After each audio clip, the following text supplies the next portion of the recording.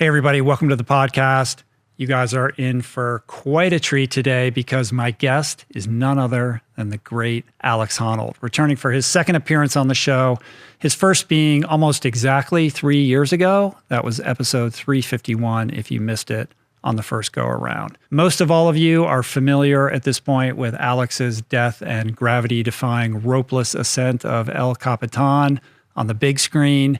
That was a feat that landed the film Free Solo, a documentary Oscar, of course, and also cemented Alex in the history books as truly one of the greatest athletes of all time. This conversation picks up where our last one left off to explore some of Alex's life experiences and interests post-Free Solo as an adventurer, as the co-host of the recently released Climbing Gold podcast, also as an environmentalist at the helm of the Honnold Foundation, and many other topics. It's such a good one. Definitely quite a bit different from other conversations with Alex that you might have enjoyed over the years.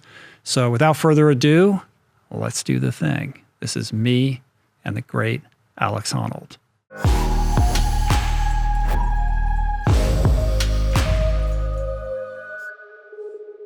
Cool, man. Are we good? All good. Oh, we're rolling. Excellent, man. Oh, we're recording. Yeah, we're already recording. Good to see you. Yeah, good to see you. Do I need to worry about where anything is? Or I don't think so. Just worry about where the mic is. Okay. But you know that because now you're a professional podcaster. Well, I don't really do the technical side of it. You do have to talk into a mic, though. I bring nothing to the team except for the witty, banter with the guest. Well, I listened to the first little, the little trailer thing. It's all, did you? You do the little hey, is this thing on? Or let's do take two or whatever. Yeah. I don't know if I've heard it yet. You haven't even listened to your own podcast yet? Well, I've been gone. But the idea, it's called Climbing Gold. The idea was the idea at the inception that it was going to be more about the Olympics. And then that had to pivot a little bit? Yeah, exactly. The idea for the podcast was to focus on the road to the Olympics, sort of the build-up. Because going into 2020, it felt like climbing was having a huge moment. It's funny, I'm on the board of a climbing gym organization as well, and it felt like it was this huge moment for climbing, because climbing's in the Olympics for the first time, and it's like going off. Obviously, COVID changed that quite a bit. But so when we started talking about doing a podcast, it made sense as to explore sort of the history and the future of climbing during this moment. Mm-hmm. And then when the Olympics got pushed because of COVID, we sort of went forward with it anyway, mostly because we felt like there were still interesting stories to tell. Yeah. But so now we're still doing, I think we're doing 20 episodes, and the second 10 are focused more on the lead up to the Olympics. Right. So it's sort of like the history and the untold stories and the kind of things that happen, because so much of climbing occurs outside of the spotlight of the media completely. Well, right? And so much of climbing history has occurred before there was media to some extent, before things were easily recorded or digified and shared.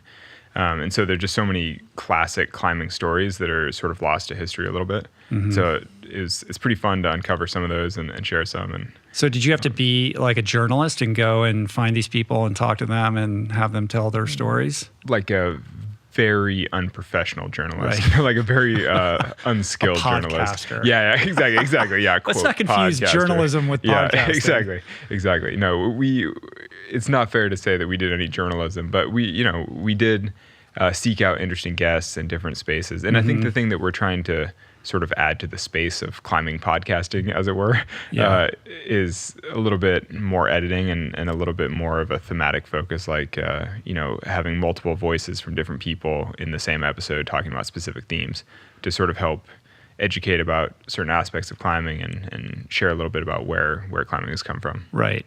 And your co-host he did another podcast, right? On Dirtbag Diaries or something like that? Yeah. So my co-host is Fitzka Hall, who's an actual professional podcaster. He actually knows what he's doing. He's the one that sent me the microphone that I use and told me how to set it up and how to use everything. And he's the one that really... really the whole reason the podcast exists is because he approached me about working on a project together, and I was like, oh, he's the perfect person to work with because he already knows how to do it. Was there an original plan before the Olympics got pushed that you would go to Tokyo and make covering the climbing competition there part of the podcast? No, so fun story. I am actually supposed to be going to Tokyo to do commentary for the Olympic channel. So technically I have a contract already with the actual Olympic Committee or whatever to go and do commentary for climbing. And so part of doing the podcast was because I personally felt like it would be a great way to learn how to commentate because, I don't know anything about sports commentation, but I figured I'd learn before the Olympics. And so the podcast seemed like a really great way to get to know some of the backstory, meet some of the competitors, learn, about their process. And, so as it turns out, we haven't focused on that so far because the Olympics got pushed. So we just decided to kind of wait and see on that side. But it's almost better this way because this way the episodes that we have recorded are like the deeper backstory and then allows us to sort of set the stage so that when we get to the Olympic side of the podcast, there's already a good context for it. Yeah. So somebody who doesn't know anything can listen to that. And then by the time the competition starts, they feel like they have a context for everything that's happening. That's exactly the hope, is that somebody who's interested in the outdoors and has maybe climbed once or, just sort of a general interest could listen to the podcast, understand and appreciate the stories, and still feel like they learned something important about the sport. Right. How do you feel in general about climbing being in the Olympics? I'm pretty into it. I mean, there are a lot of climbers, particularly older climbers, that are sort of crusty about it, that think that it's degrades the sport in some way, or really the fact that I'm calling climbing a sport. I think some climbers would take umbrage with that, because a lot of people consider climbing more of a lifestyle or more of like an adventure. But I come from a gym climbing background. I grew up going to a climbing gym, so I've always thought of climbing at least in some part as a sport.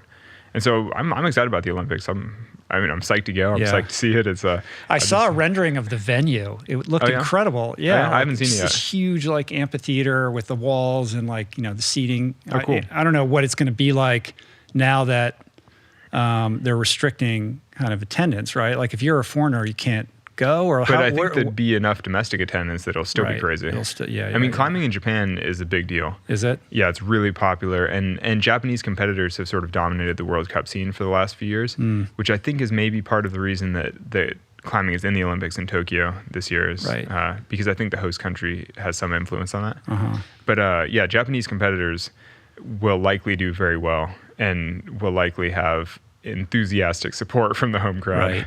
Right. Well, what's interesting about it now being a sport, there's the controversy of it being a sport to begin with, and then there's controversy around how they're constructing the competition, right? Like you have these 3 events essentially, like speed, boulder, lead, and it's kind of your cumulative score across those 3 disciplines that determines your ranking.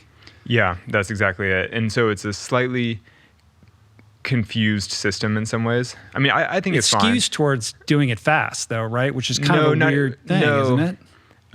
Sort of. It's like, should we just dive into it? It's slightly complicated. This is like inside baseball, but this is interesting, and especially since the Olympics are going to be happening and we're all going to be watching this. And actually, I'll dive into like the nitty gritty of climbing scoring. But I think what's interesting about it is that you can kind of apply this to all sports, because like the decathlete or the biathlon or whatever, like to some extent, any sport you see in the Olympics is being arbitrarily scored in a way that the competitors, or at least the organizing committees, have agreed upon. And so, any sport that you're watching is slightly arbitrary, Yeah. I mean, other than just the purely elemental, like swimming, or running, like strictly for speed. Other than that, you're always getting into formatting issues and like, it's just interesting. And so with climbing, like you said, it's the combination of the 3 disciplines. It's a combined format, but it's actually, you multiply the scores in them. And so it sort of disproportionately weights excellence in specific categories in a weird way. Right. You know what I mean? And so in theory, if someone's someone's pretty good at all 3 disciplines, like they get 4th in all 3, you'd think that's great, but they would do worse than someone who was a great speed climber, but not as good at the other 2 disciplines. So it's this kind of weird formatting style that favors, dominance in one category. And that's one of the reasons that a lot of climbers have complained about speed climbing being included, because most people focus on the other 2 aspects. Most people focus on bouldering and lead climbing and sort of exclude speed climbing. Right. And so by combining them all into this combined format, it suddenly forced these otherwise elite competitors to sort of learn this new sport that they didn't really want. Right. Like trying to tell a middle distance runner that suddenly they have to be a 100-meter sprinter. Yeah. I mean, that's not it's like telling a middle distance runner that all of a sudden they're going to have to do a 100-meter sprint, and that's going to count into their score. Right. You know, and they're like, physiologically, it's different things, you know? Yeah. And more than the physiological difference, there's also a skill difference with climbing, speed climbing, because the speed wall for climbing is like a specific track, basically. It's a specific sequence of movements. So you do have to learn that track, like learn how to jump between the holds well. But it's made for TV because you have two people right next to each other scurrying up the wall as fast as possible. Yeah, me personally. In like 5 seconds or something. Yeah, right? Exactly. That's exactly it. Yeah, 5 seconds up a 15-meter wall. It looks completely insane. Yeah, so for me as a spectator, I think it's awesome. Right. Like, it's easy to understand. It's an incredible display of athleticism. Like, when you see people speed climb at an elite level, you're like, that guy is a good athlete. You know, just hands down. And, you know, I can understand why the climbing competitors aren't into it, but I'm like, I don't know. From an outside perspective, it looks amazing. It's great for TV. It's easy to understand. And I kind of like the well-rounded, you know, the fact that it forces the competitors to be well-rounded. Right. You know? Right. It's like rather than just making like swimming or track and field where these would each be individual events. Well, so that's part of the thing, is that because climbing is an exhibition sport in 2020, the sport is only allowed one medal. And so that's why they did a combined format, because that way, had they just excluded speed climbing altogether, that's not fair to the speed athletes. But, you know, with only one medal, like, how are you going to do it? So they just combine it into one. Yeah. So the other one is how far you can climb, like the height that you can climb in a 6-minute interval or something like that? No, it's lead climbing and bouldering, both basically. So lead climbing is climbing a taller wall with a rope. Bouldering is climbing a short wall without a rope. And both of those are basically just measures of pure difficulty. So the boulder routes that you have to climb are incredibly difficult. And so they're like a test of max physical power. So it's almost like powerlifting, but with an incredible amount of, you know, gymnastic skill and technique built into it. And then the lead climbing wall is the same thing, but on a higher, you know, because you're climbing higher, it's more of an endurance test, basically. So are any of them scored like diving though, with like, you know, numbers, or is it all on a watch? No, they are scored with numbers, but they're scored by numbers because you basically count how many holds up the route you make it. Okay. So if the lead route is, you know, 50 holds long, like 50 hand movements up, your score is basically, you know, which hand movement you made it to. Got it. Before you fall off. Right. But in general, if you see somebody successfully climb from the bottom to the top, they're basically going to win. Like, if someone makes it to the top, you're like, that guy's the champion. He's the dude. Yeah. Who are the standouts? Like, are there any runaway like favorites here? Yeah, there are a few. Careful. Yeah, exactly. I'm like, well, yeah. No, okay, so there's, I mean, this is a real test of my future Olympic commentating. So like, here you go. But let's just say that by August, I will be much better versed in this. Okay. But so the three that come to mind right now that are obvious standouts are a Japanese man named Tomoe Narasaki, who dominated World Cup scene, has incredible boulder, but also happens to be a very good speed climber. So he kind of has this leg up in the combined format where he can really win in any of the three disciplines, which makes him incredibly competitive. And then there's Adam Ondra, who's a Czech climber. The Czech guy, yeah, right? Czech Republic, who is arguably the best climber in the world. He's pushed the standards of difficulty twice now, like breaking into new you know, categories of difficulty for climbing. And he's also repeated all the hardest walls in the world. And he's an incredible climber. And he basically won all the World Cups that he entered last year. So, I mean, he's, or the year before last, since they kind of canceled the COVID season. But incredible climber, not a great speed climber, sort of a self-described poor speed climber, which is ironic because he actually climbs very, very fast, but he's just not good at the sport of speed climbing. You know what I mean? That's where all this stuff gets so weird, because any casual climber looking at Adam Ondra climb would be like, wow, he's so fast. But then when it comes to speed climbing, he just doesn't quite sprint fast enough. Right, you know, it's like, it's so weird. I would think that over time, though, once this becomes, you know, institutionalized as an Olympic sport going forward, that young people who get enthusiastic about this are going to be doing almost all of their training and learning in an indoor climbing wall, right? Like, what is the relationship between outdoor climbing and kind of, you know, how you, I mean, I know you do a lot of indoor climbing, but essentially you're an outdoor climber. Yeah, I'm essentially an adventurer, like by the standards of Olympic competition, I'm not even a climber. Like I'm not even climbing at the difficulty that these competitors warm up on, basically. But your relationship to climbing is one of adventure and outdoors more than it is about an indoor climbing gym. Yeah, though I bridge it a little bit because I came from the indoor world. I still love climbing indoors. I still train in a similar way to competitors, but just at a much lower level. But at least I'm still trying to do the same things. But yeah, it is interesting. I mean, and that's a big part of what we get into in the podcast, talking about in Climbing Gold, is this contrast between adventure and athleticism, and like where is the sport going? Because like you said, people that get into it now get into it in the gym and train indoors. And I mean, it's just interesting that an Olympic climber could potentially never climb outdoors. And then even more interesting when you think that the history of rock climbing sort of branches off from classical mountaineering and like people summiting peaks in the Alps and things like that. And when you think that an Olympic rock climber nowadays could have never even hiked up a mountain outside, never even gone hiking.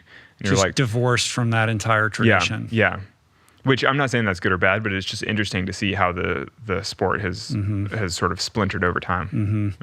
Yeah, it's cool that it's in there though, and I guess there's there's when you look at Tokyo, there's karate, skateboarding, surfing, right? Like totally. The Olympics have changed quite a bit, as they should. I mean, cool. The Olympics should reflect the times, I think. Yeah.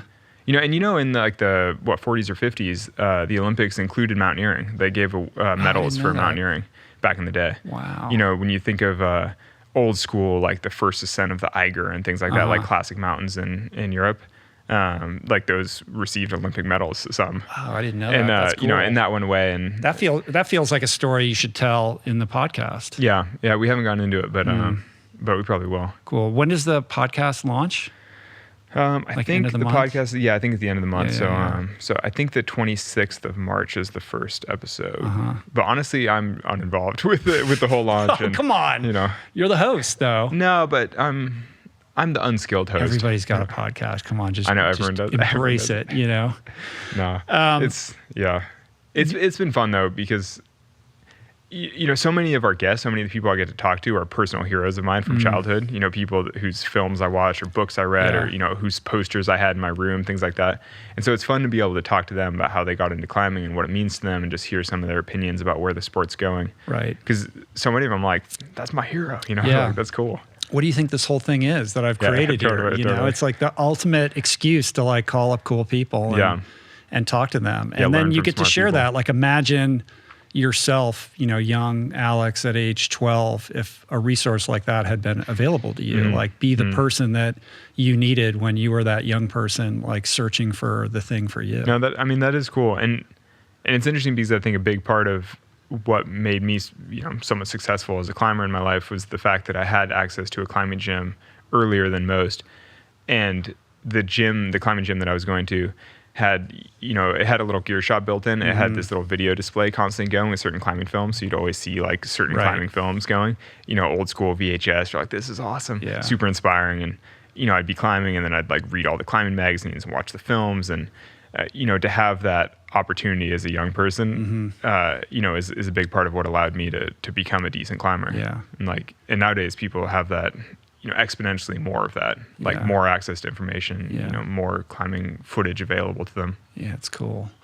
And they have way better facilities, like way better gyms. Well, the gyms seem to be ubiquitous these days. Yeah, and not just more common, but just better, better lit, more open, cleaner, like nicer, better holds, better setting, like higher quality training facilities, better pads, like better flooring, which is a big deal. I broke my arm in the gym when I was a kid. Not so much because the flooring was bad, but that kind of thing does factor in, like if you can safely climb basically modern gyms are just safe. And so you can climb, you can push yourself super hard physically with no risk of injury.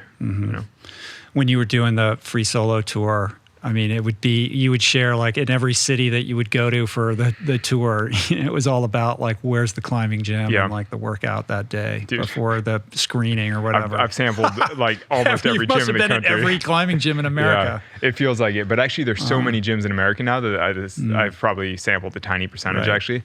But it is true that every major city in the country I've sampled the gym. Because I typically would land, I would go from the airport straight to the gym. I would train. I'd take a shower at the gym. I would go straight to the venue, do whatever event I was supposed to do, and then basically either go to a hotel or go back to the airport. Right. But it's like gyms have always felt like a second home to me almost. You know, I walk into a climbing gym anywhere and I'm like, home sweet home. You know, I take my shoes off, I wander around, I dump my stuff everywhere. But it has to be complicated with you now, because if you just want to go and get a workout in, you're going to have to be a bit of a politician for a while first, right? Depends. You know, you wear your hood, you have your, you keep your head down, you just like climb. Right. Yeah, to some extent, it's always a little bit of a scene. But on the other hand, any gym in the country, I mean, everyone's there to do the same thing as you. Like, it is nice because you're all just there to climb together. Right. So when you get past the initial, like, oh, what are you doing here? That's crazy. Can I take a picture? Ultimately, you're like, let's just climb. session all these boulders together. Yeah, because it's like we're all just there to do the same thing. Well, it's been a crazy couple years for you. The first time that you did the show, we talked about the free solo climb, but it was before the movie came out. I know. Do you remember that? Yeah. So I just remember thinking that I had a grip on what it is exactly that you had done and feeling confident that I understood it. And then you invited me to the premiere, I remember, in Beverly Hills, that screening, and I watched the movie and I was like, oh, I didn't understand it at all. Like, I'm sure I still don't, but the movie, you know, took it quite a bit further in terms of, you know, getting me to fully grok what had actually happened. And then, of course, you know, your story's well told with everything that happened with the movie, and you went on this crazy press tour and did 8 bazillion interviews, and I'm sure completely talked out on this movie.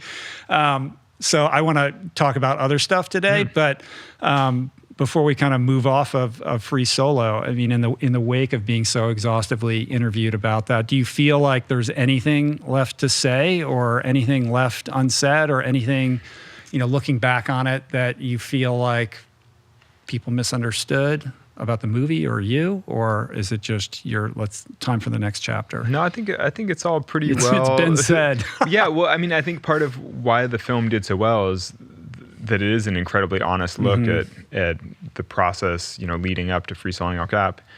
So I don't know, I've got nothing but positive. You know, it's like the media tour around it was crazy, and like going to the Oscars is crazy, and you know, meeting Prince William or whatever, you know, because we won a BAFTA, so like you're in the UK, like meeting royalty or whatever. Like, it's all totally crazy whirlwind tour, but I can still look back on it and be happy about the whole thing, you know, because I am, you know, understandably proud of free soloing El Cap. Like, it was something very difficult that I worked hard for, that I'm proud of, and I think the film reflected that really well.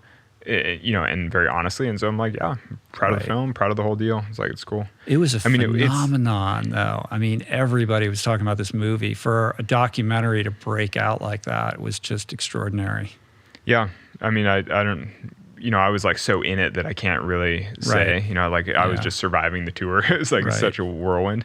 But no, now looking back on it with a little bit of perspective, a few years away, you know, I'm like, what a life experience! Like, what a crazy whirlwind. Crazy, man. Like, I mean, before the movie was made, I joked that all I wanted was to see El Cap on IMAX, you know, just because El Cap to me is the most meaningful wall in the world. It's like the most beautiful, iconic face.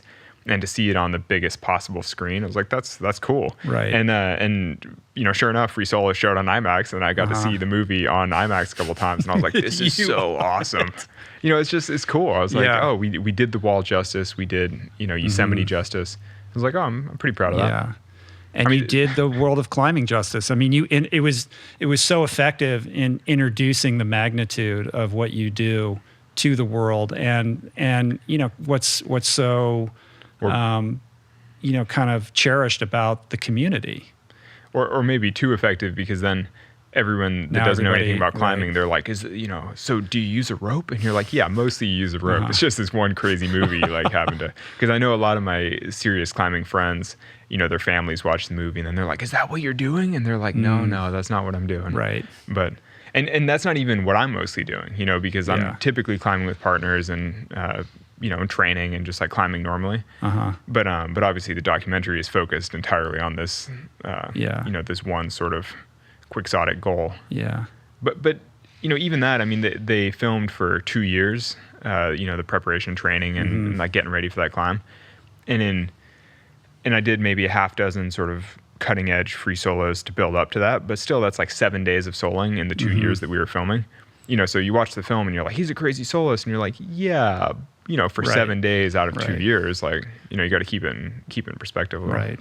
So you go from being, this living a certain kind of lifestyle to be the climber that you are. And then you have this whirlwind crazy, like Hollywood year where you're just like on planes and, going, I mean, your life is upside down. So I would suspect that the pandemic, for better or worse, has kind of suited you to like kind of get back to just doing what you do and like being left alone so you can just climb and live your life. Yeah, it has, yeah. I mean, so I live in Las Vegas and through the whole pandemic, even during like lockdowns and shutdowns and everything, outdoor recreation was always explicitly allowed in the state of Nevada. So combined with the fact there's almost limitless rock around town, it was always totally okay for us to go out and develop some new climbing areas and go climbing and do things near the house. And so it was an incredible place to live. I mean, the whole pandemic for me has just been sort of returning to roots, where I have no obligations. I go climb every day. I explore new crags, develop new climbs. I'm just like, it's not that bad. And I know that's an incredibly fortunate position to be in. Though it's also, I mean, I do live there for a reason. It's like, I moved there because it's the best rock and because of that degree of access.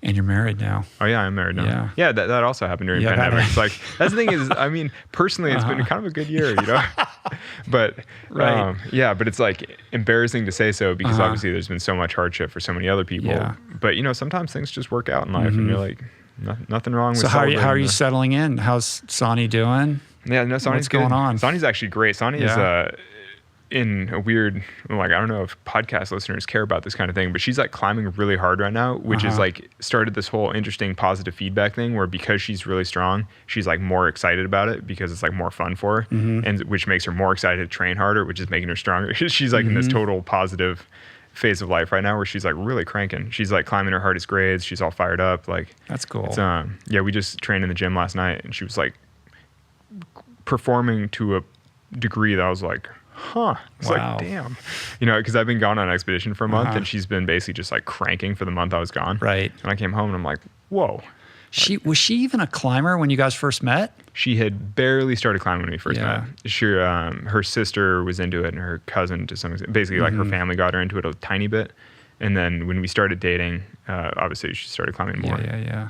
But that's good. Yeah, and now she's like pretty good. She's super into it. Yeah. Well, it's just like anything. You get good at it and you get strong and then you're more emotionally connected to it. Yeah, of course. And you're more excited. Yeah. And I think for her, I don't know for sure, but I think as she started climbing, there was a little more fear involved. It's like, because climbing is kind of serious and kind of hardcore. And I think that because she was dating me, she kind of like went into the deep end right away and was maybe exposed to like a little too much of the like hardcore side of climbing straight away.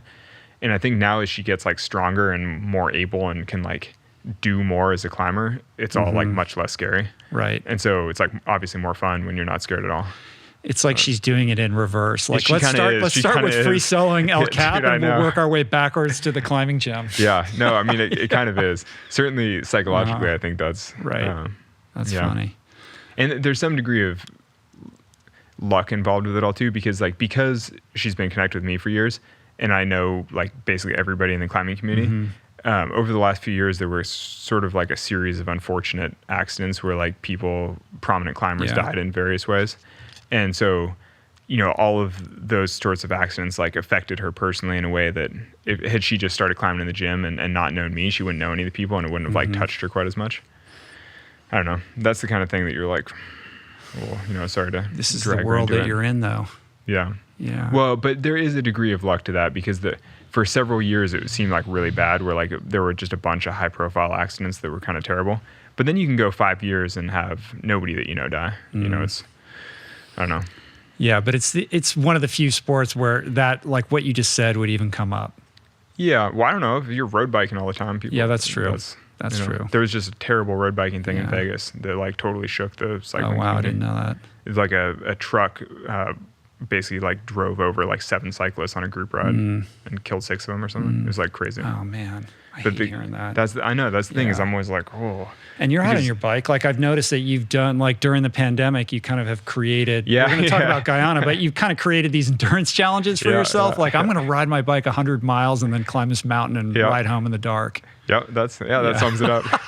Well, it's because if you live in one place and you don't have access to big mountains, you can at least make the mountains that you do have challenging in an appropriate way. I'm going to show up exhausted and see how I do when. Well, I really love challenges that you can do from home when you just bike out of your driveway and then have this crazy epic day in the mountains, then bike back to your home. And to be able to do that in the suburbs in Las Vegas is pretty awesome. Yeah. You're like biking along surface streets, and especially in Vegas, I actually ride on the sidewalk a lot, which is kind of embarrassing, but it's the best way to not get hit by a car. I feel like a little kid or something, who's like afraid to bike in the shoulder. But there are big sections of Vegas where it's definitely safer to ride the sidewalk. And, you're like, this is totally absurd. But then, 3 hours later, you're grinding up this crazy hill, like a mountainside. And then, a couple hours after that, you're like hiking through the woods by yourself. Yeah. And you're just like, it's pretty amazing to have that kind of access. So let's talk about Guyana. You were like off the grid for like a month. Yeah. It's like this Nat Geo project. Can you talk about that? Or I think so. I mean, who's going to stop me? I don't know. I'm not. Yeah, exactly. No, I think it's all totally There's fair. no network boss that's going to call here and tell you to shut up. Yeah, so no, I think it's all fine. So it was being filmed for an episode of National Geographic Explorer, which I think is a series. It was being filmed by some friends of mine. And it was a crazy trip. Yeah, so we flew into Guyana, into Georgetown, and then the goal was to climb this tepui, which is like a big sandstone, sort of quartzitic sandstone wall that sticks out of the jungle. And there are a bunch of tepuis that are kind of scattered across Venezuela and Guyana and Brazil. Actually, have you seen the movie Up? The really like charming Disney movie, Pixar movie, whatever, with like floating balloon house like over the right. Those are tepuis. So that's like what we were trying to climb. Wow. Or if you've seen the new Point Break, that was also filmed on or tepuis. like there's something like that in Avatar too. Like these like no, the ones in Avatar are modeled on this area in China. That's like limestone. It's like a different. It's caused in a different way. Like it's a different geological process that creates the Avatar mountains. But yeah, it is kind of a similarly surreal mountain landscape with dense jungle around it. But anyway, so we were going to climb this wall that hadn't been climbed, and then we also had this sort of renowned biologist with us, this guy Bruce Means, who had done extensive work researching the frog species in the area. So he was going to sort of finish this transect of the river basin that this wall formed the top of, and he was basically researching different species of frog along the way. And so it was kind of a combined trip where we were going to get him up the wall so that he could find some of the frogs on the summit and possibly on the cliff itself. So it's like adventure meets science experiment. Meets science, yeah. Which is sort of the perfect Nat Geo thing, where it's like adventurous, but there's a strong educational scientific component to it. And why had those peaks not been climbed before? So that particular peak hadn't been climbed, I think largely because it's next to this mountain called Roraima, which is, I forget what the name means, but it's like source of waters or something. Roraima is it marks the boundary between Venezuela, Guyana, and Brazil. So like this one point in the middle of this big mountain, it's the highest mountain in the region. And then from that summit, the water that comes off the various sides, like one aspect drains into the Amazon River, one drains into the Orinoco in Venezuela, I think, and the other into Guyana. But so basically, it's like, imagine a big mountain that splits 3 countries and splits the headwaters of 3 distinct basins. So it's like this really famous, sort of important peak. And we were climbing the little peak next to it. So you can kind of see why the little peak next to it hadn't really had much action over the years. Yeah, because like people love Roraima. And Roraima has this huge history to it. And like people were doing expeditions there in the 1800s. Like people are all about Roraima. Nobody cares about Waiasapu, which is the little peak next to it that we were doing. And one of the things, based on what you were sharing on social media, was just like how wet it was and just the condensation. Yeah, technically we were there in the dry season, but it rained something like 8 hours a day. It was like totally insane. Wow. Every day we would joke, we're like, what the heck kind of dry season is this? It's like so crazy. Yeah. But technically, was it a difficult climb? Not, or just hadn't been done? It hadn't been done. We didn't know, obviously, because it's never been done. So we climbed this sort of large overhanging wall.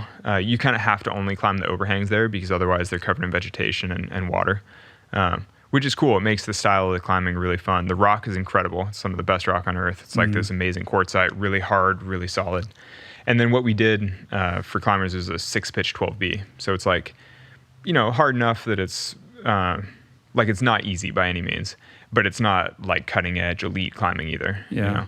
But for an expedition like that, it's pretty it's solid. You're like, oh, we did something that we're proud of. Well, you were there a month. Did he find his frogs? Did you get the frogs sorted out? Yeah. So, yeah. So Bruce, so actually he probably doesn't want too much said about it because I think he's going to publish it all in scientific journals and things. But basically he left the jungle with many, many specimens. Like he had glass jars full of specimens. And then he'll take them back to his university and do DNA sequencing on all of them to see whether or not they're new species, whether or not they're related to existing things, just basically to break it all down.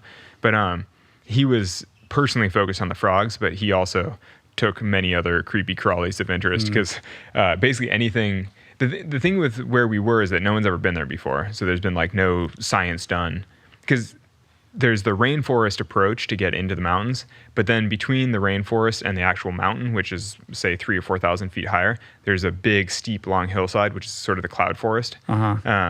Which is like if you imagine like stunted kind of gnarly trees growing over the talus field, like the rocks that would have been below the cliff. It's like a whole different ecosystem. And so no one had ever been through the cloud forest at all in this area. So potentially anything that he found there alive, could be new to science. Right. So, I think he cast a pretty wide net in terms of collecting specimens because like anything could be new and it could all contribute to scientists' understanding of that biome. Wow.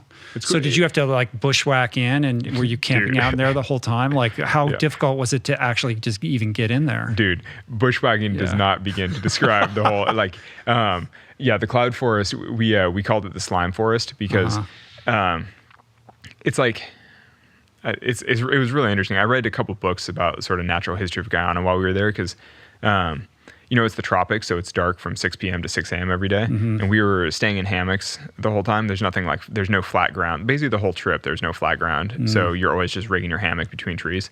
And so I was in my hammock for like 12 hours a day, basically reading books and like, learning and stuff. It was kind of fun. Yeah. But it's just wild. I mean, the cloud forest, there's no soil. It's like it rains so much that it washes away soil. And this is particularly true on the summits of the tepuis, like on top of the wall that we were climbing. It rains so much that any kind of earth gets washed away. So you wind up with plants just stuck to the rock itself. And then that means because there's no soil, it means that the plants all have to get their nutrients in other ways. So the summits of tepuis have some of the highest rates of carnivory in plants, like the plants all eat insects and things. And then or they're like big, like teacup type things where like things will fall into the water, collect in the bottom and drown and then rot. And then the plant will like absorb the material basically. It's just like this crazy landscape. Like crazy plant kingdom out of I'll show you some pictures. Totally insane. Wow. Totally insane. Wild. Yeah. And also the highest rates of endemism on Earth, like endemic species, like species that are unique to that specific place. Because these tepuis are so isolated from the jungle below, like because they're like a 2,000 foot wall, let's say, sticking up out of the jungle, the summits are a totally different climate basically than the area down below because it's higher, it gets higher UV exposure, more rain, harsher conditions. And then the summits have been separated from the jungle below for like 40 million years or something because of the erosion and the way it winds up being an island. So it means that all the species have been diverging for 40 million years. Right. I don't know. So it's sort of like a last vestige Galapagos type situation where it's like a petri dish for studying. No, exactly. It's exactly like the Galapagos. Yeah. I was about to say, welcome to the Ritual Science Podcast. Right. I was like I got super into it on the trip. I thought we were going to talk about mindset. Yeah, exactly. No, I'm like, let's talk about biomes. No, it was a crazy trip. But no. It's just. I mean, a month is a lot. Like, you did that one climb, but like, what were you doing for the rest of the month? Dude, I read a lot of books, and like, it's so grim being in the hammock. I mean, it's one of the things you're like, oh, you're in a hammock, but like, my hammock had a puddle in the bottom for like the whole time we were at the wall, basically, because we're in the cloud forest. You're just waiting. You're waiting for an opening. No, we were just toiling away. Takes a long time to get to the wall. And because we were filming, because it's a TV project, everything's a little bit slower because obviously you have to wait for cameras and there's just more equipment to move around. And it's an incredibly difficult environment to move equipment around in because you're like literally crawling through roots and vines and things. That's why we call it the slime forest because you're basically like climbing up this lattice of roots and like shriveled little tree trunks. Right. But like I was saying, because it's kind of a difficult environment, it's not like the plants are like rooted in soil. Most of the plants are growing on other plants. So it's like there'll be a tree trunk, but the tree trunk is like covered in moss, and then there are little parasitic flowers growing out of the tree trunk as well. And then, you know, it's like there's all kinds of like epiphytes, like it's like plants growing on other plants. And so it's just like this crazy dense like wall of life, you know, and you're just like crawling through it. It's like not an easy place to get around. Yeah. You know, it's not like, oh, I'm walking on a flat trail. It's like so grim. Are there predators or? No, there aren't that many living things actually, or aren't that many animals, because the whole place is like pretty tough actually. You know, we saw birds, we saw, apparently we saw sloth droppings at the wall. So there were sloths there, I guess. But we didn't see that much. You know, most things come out after dark, like the frogs come out after dark. You know, we heard lots of things. I mean, tons of spiders and snakes and all kinds of things like that. But nothing, you know, nothing like exciting when you think of the jungle and you're like, oh, monkeys all over. It's like just not that kind of scene because we were kind of in like alpine jungle, you know, like up high towards the base of the walls. It's all like a little bit more inhospitable than like a tropical rainforest.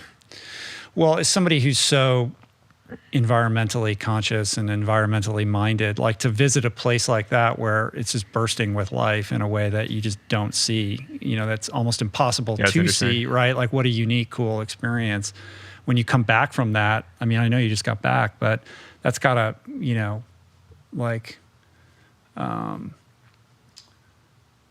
you know, kind of land as a meaningful experience in terms of like how you think about all the advocacy work that you're doing with the foundation. Like this is what's at stake, right? Like this protected place is what is, you know, at risk. Yeah. So you mentioned, my foundation, the Honnold Foundation. Actually, this year we funded, like last year, we funded this project called Car Solar, which does solar powered boats in the Amazon. I saw that in Ecuador. Oh yeah, you saw that. Well, I read the annual report. Oh, cool. It's very professional. I love how. Speaking of professional, I was like, man, you sure do your homework. No, but so part of the reason I was excited about this trip to Guyana and like climbing this wall was because, you know, we had just funded this project in the Amazon, and I was kind of like, oh, that's interesting, and a big part of that project, Car Solar, was that by keeping transportation costs on rivers low, like basically by enabling boats to navigate these rivers easily without, you know, with low fuel costs, basically solar powered boats with an electric motor, it prevents the need to cut roads through the jungle. Right.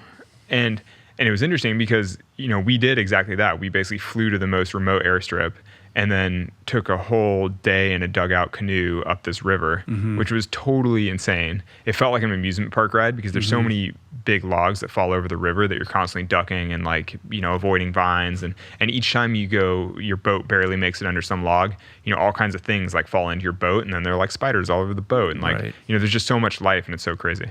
But, you know, I was like, this is exactly the type of project that we were supporting through the Honnold Foundation, is like making sure that this type of transit is economical and functional, so that you don't have to cut roads through places like this. Because, you know, rivers really are the primary means of transit through that whole, like, you know, basically all of the upper half of South America. Yeah. You know, it's like there's so much water. I've never been somewhere where it rained so much. There's just water everywhere. The dry season though. Dude, it's crazy, crazy. Well, those boats are really cool. Like they're like these low slung, super long canoes, and they're just tiled with solar panels. Yeah, all solar on them. top, and and they're kind of like like the ghost boat or something like that. Like, yeah. I forget. Because they're silent, you know. There's no go, you know, like motor that you would, you know, or the smell of the gasoline that you would typically hear. And more importantly, you don't have to import the gasoline or the diesel or whatever, because in these super remote villages, to get gasoline in there to power your boat, you know, first it has to fly in one or more small flights and then take other boats, you know, before you even get to the villages at the very end of the rivers, basically. You know, so it means that the cost of gas in those communities is incredibly high because it's really hard to get gasoline there. So when you can do something like a solar powered boat, it's just a lot more economical option. So how many boats now are outfitted with solar? I actually don't know. The Car Solar project, I think they'd built a couple. It was not quite a demonstration project, but I think it was like, you know, they were creating this new idea basically. And I think, you know, moving forward, they'll just keep building boats as you know, demand dictates. Yeah. We'll be back in a sec, but first, if you enjoy this podcast, and I hope you're enjoying it, then something tells me I think you'll really dig my latest book, Voicing Change, featuring excerpts from, poignant essays by, and glorious photography of some 50 of my favorite guests over the last 8+ years of doing this thing, this podcast. It's a gorgeous, artful compendium of the show and copious wisdom shared therein, all wrapped in a hardcover coffee table form that provides a great taste of what we do here at the RRP and also serves as a beautiful keepsake or gift or primer for the ardent fan. The book is only and exclusively available on our website. Signed copies are available, and we're shipping globally direct to any coffee table on planet Earth. So to learn more and snag your copy today, visit richroll.com/VC. That's richroll.com/VC. All right, let's get back into it. Well, it's cool the work that you're doing with the foundation. I mean, the last time we talked was at that event in Denver, that Rivian thing, where it was kind of an announcement about the project that you're doing in Puerto Rico, creating this community organized and operated micro solar grid using like batteries from the Rivian trucks, right? As like solar cells, storage, which was pretty cool. So let's talk about that a little bit. Like, what an amazing project. This town, overridden by the hurricane, has no power. I mean, how did you even find like Arturo and like the people to like make that happen? Yeah, it was that's one of the projects I'm most proud of through the Honnold Foundation, because it's just such an interesting and potentially transformative project. But so just for context, it's in Adjuntas in Puerto Rico, which is kind of the center of Puerto Rico, which is pretty hard hit by the hurricane. And basically because it's sort of in the center of the island, it was cut off, transmission distribution lines for power were sort of severed for a long time. And so you wind up with the whole city, off the grid for like months after the hurricane. And so sort of just as luck would have it, that community has this community organization called Casa Pueblo, which has already done sort of environmentally focused community organizing for many years, like opposing a big mine in the middle of the country and a couple other sort of like environmental advocacy type projects. And they've always embraced solar. Like Casa Pueblo's always had solar on their own facility. And so after the hurricane, they became sort of this energy oasis in the middle of, an otherwise blacked out town. And so I think that's a big part of why there's such community buy-in in Adjuntas, because they had months where there's basically one structure in the whole city that has power, and it's Casa Pueblo, and it's because they embrace solar. And so so there's tremendous community buy-in, and combined with the fact that utility rates are really high, people are basically paying way too much for their power anyway, so they're really open to other solutions. And so Casa Pueblo was looking to institute a microgrid in the whole city center. So basically all the main businesses downtown could go onto a microgrid and sort of separate from the utility. And the executive director of the Honnold Foundation reached out to him because she heard about his work. Dory Trimble. Yeah. She's incredible. But so she reached out to Casa Pueblo and was like, oh, we'd love to help support this project. And then we wound up wrangling Rivian, which is a personal sponsor of mine, the electric truck manufacturer.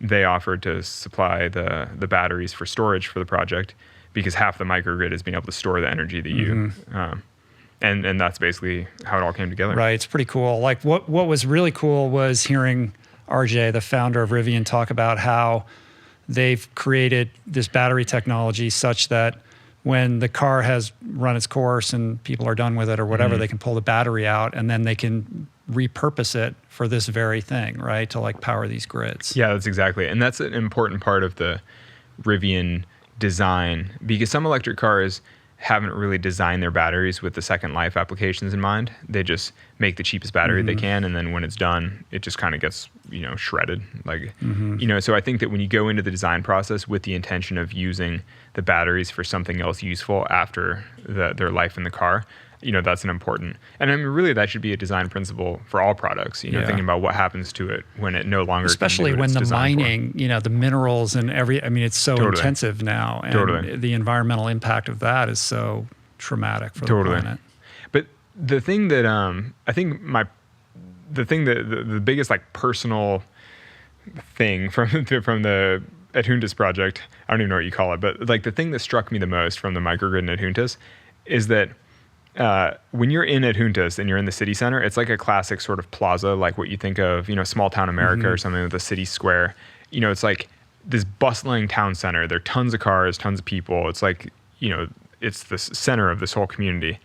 And to power the whole thing, it's something like 8 Rivian truck batteries. And so if you think of it as 8 trucks are going to power that whole downtown, when you're standing in the downtown and you look at how many cars are around you, there are like hundreds of cars, like parked on both sides of the street, bumper to bumper going around the square. It's like crazy. It's super dense, And you're like, man, 8 of those can power the whole thing. Right. It's like pretty striking actually, because, crazy. Rivian, like I think Amazon has already pre-ordered 100,000 electric delivery vans from Rivian, maybe even more now because that was their initial thing. Yeah. That was a big deal, right? Like that's like a huge part of Rivian's business. It's going to be powering the Amazon fleet. Totally. But so 100,000 electric delivery vans, and you think that, all of those will be, sort of phasing out in 10, 15 years.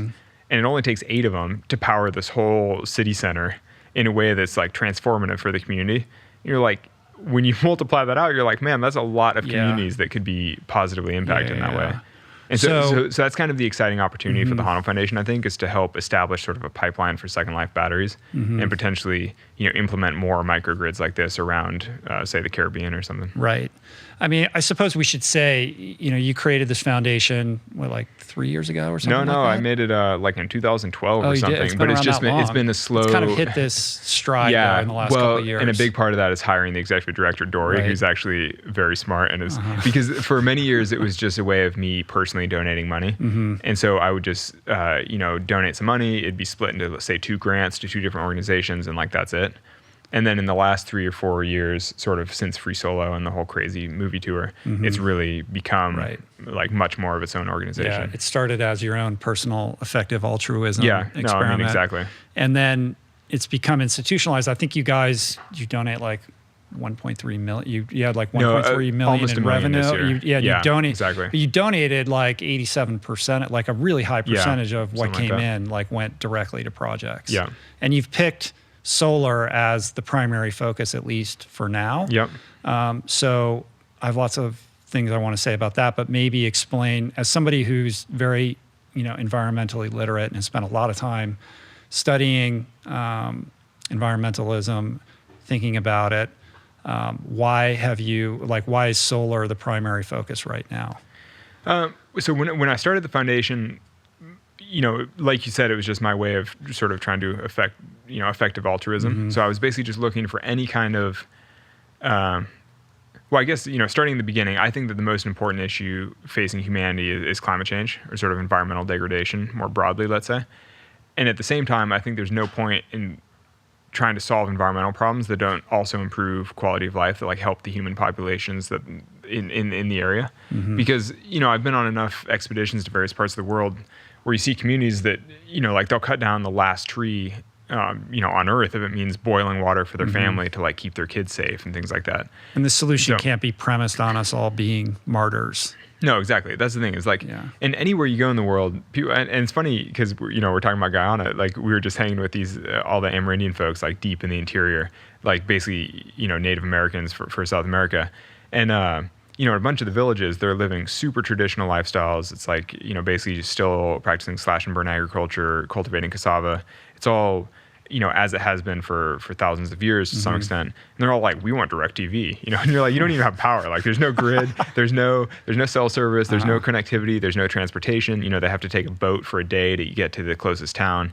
It's like so disconnected, and they're like, when's the DirecTV getting here? And you're like, I think it might be a minute, like you're like, first you gotta like, there are a lot of things, like first you need a metal roof, like you need to be able to keep stuff dry, Plumbing, and so totally, general electricity. And so I've been on enough trips like that where you realize that they're really humans all over Earth, even if they're actively trying to preserve their traditional lifestyle, like they still want refrigeration, they want access to medicine, they want communication. Like pretty much all humans want some degree of material comfort in their life. And that's only fair, It's like, I want to be relatively comfortable. I want, climate controlled, at least to some extent. I want like flooring, it's like, I want to not get parasites, things like that. Like I want access to clean food and water. And so, I think that when you focus on environmental issues, it's important to also sort of focus on the equity issues of like, well, humans, like all humans, should be entitled to certain standards of living. And so I think that if you're trying to solve environmental issues without also focusing on the equity side, like making sure that all humans, are equally able to take care of themselves, basically it's just not fair to not do those both at the same time. And so that sort of informed the initial projects from the Honnold Foundation, is like looking for environmental projects that also improve standard of living, that like helped folks. And over the years, we basically always wound up choosing solar projects because they just often are the most elegant solutions to those kinds of problems, where it's like good for the environment, good for people, clear win-win. And then after several years of supporting a bunch of different solar projects, we were like, we should just make this explicit, because at a certain point, you may as well focus on what you already know and what you're kind of good at. And I just think solar is such an obvious solution to many human problems.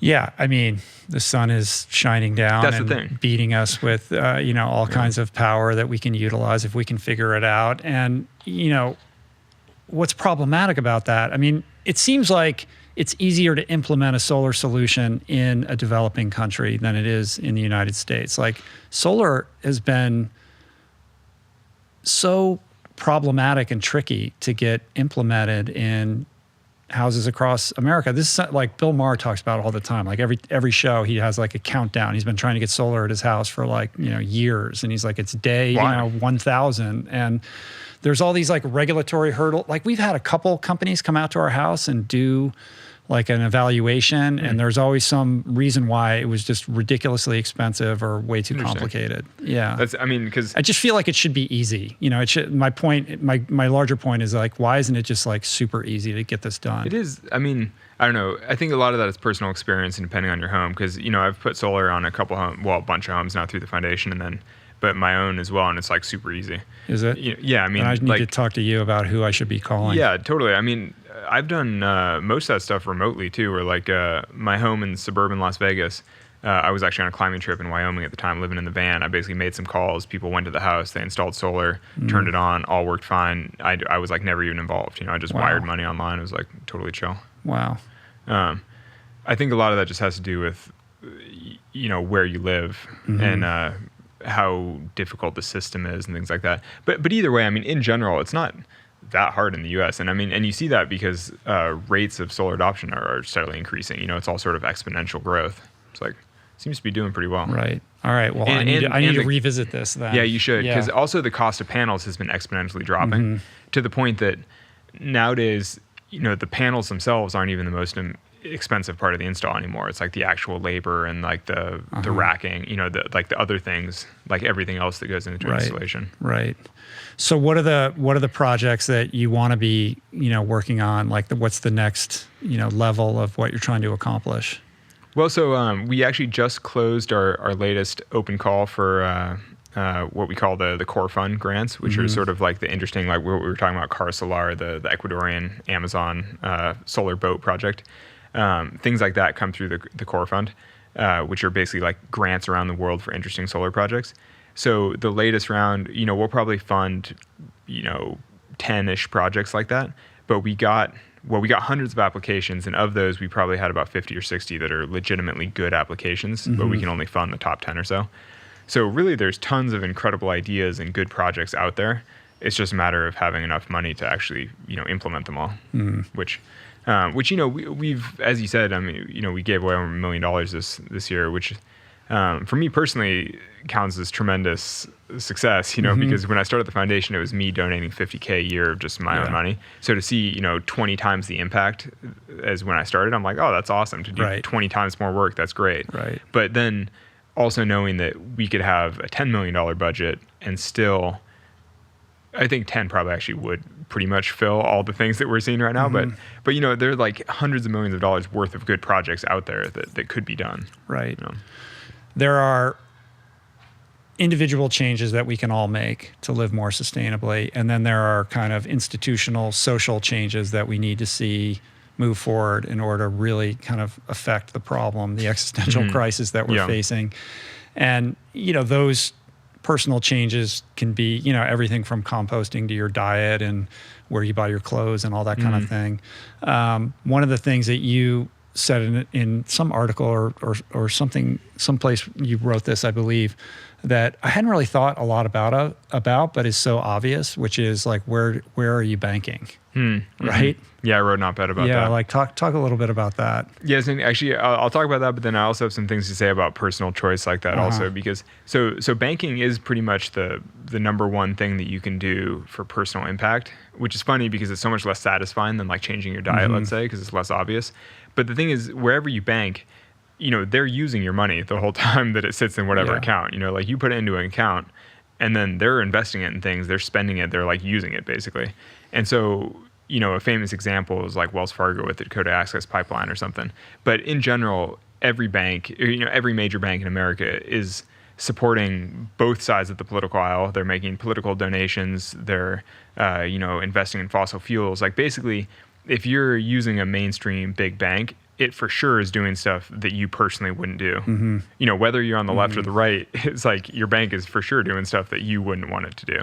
And so, the solution there is to bank with, nonprofit credit unions, things like that, like local banks, smaller scale banks, like just bank with a bank that's not going to be, investing in like fossil fuel infrastructure and things like that you might not personally support. Right. Is there a resource where you can go online and get like somebody who's done like a consumer reports on this, where there's like a clearinghouse of like seeing what all the banks are doing? Yeah, I'm sure there is. There must be. Yeah, there must be. So my sister actually many years ago, before I started my foundation, before I started any of this stuff, she gave me this book called The Better World Shopping Guide, which I think is out of print now, but at the time was this incredible resource where for any consumer product, including banking and things like that, you could flip through and basically see all brands listed from A to F. And it was it was eye-opening for me at the time because I realized I could go to the grocery store, look at breads, and see two different breads on the shelf, same price point, same basic quality, except one, is basically actively supporting the type of world that I want to live in, like paying its employees good living wages and like, providing maternity leave and things like that. And the other is like ruthlessly exploiting its workers and, degrading the earth. And it's the exact same product. And you're kind of like, well, obviously I should support the one that, makes for a better world.